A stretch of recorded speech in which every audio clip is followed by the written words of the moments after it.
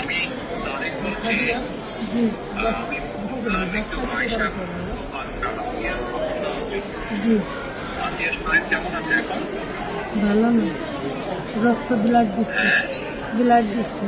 আচ্ছা আচ্ছা আচ্ছা আচ্ছা।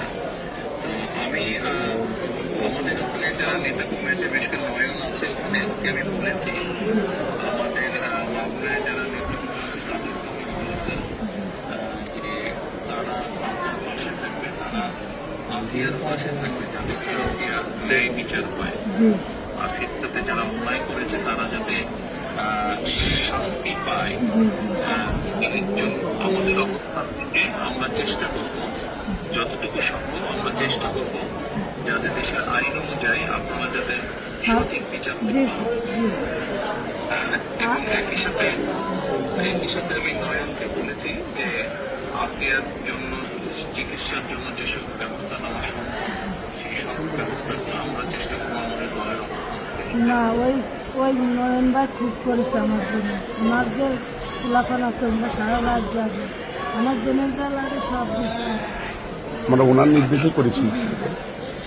আপনার কাছে একটু আবদার, যেমন ছোট বলি আপনি যদি দেখতেন ওই বুকগুলো ফেরিগুলো বিক্রি করছে, তাহলে আপনারই কেন যাচ্ছেন যে ওরা কি জঘন্য খারাপ ব্যবহার করেছে আমার মনে শুনে।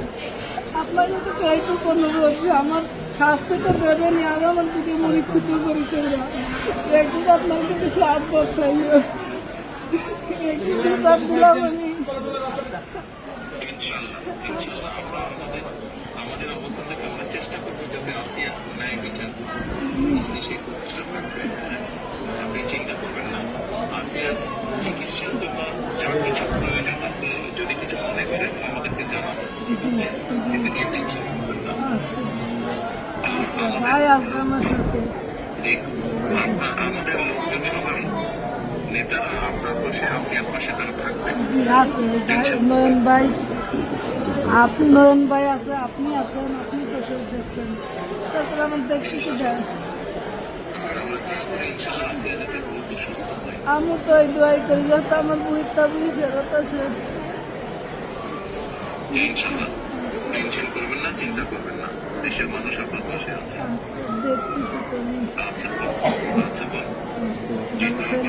আর দোয়া করবেন আমার জন্য। ইনশাআল্লাহ দোয়া করি ভালো থাকেন। জি, আসসালামু আলাইকুম। জি স্যার, আসসালামু আলাইকুম স্যার। আসসালামু আলাইকুম। আসসালামু আলাইকুম। আব্বা কার সাথে কথা বললেন?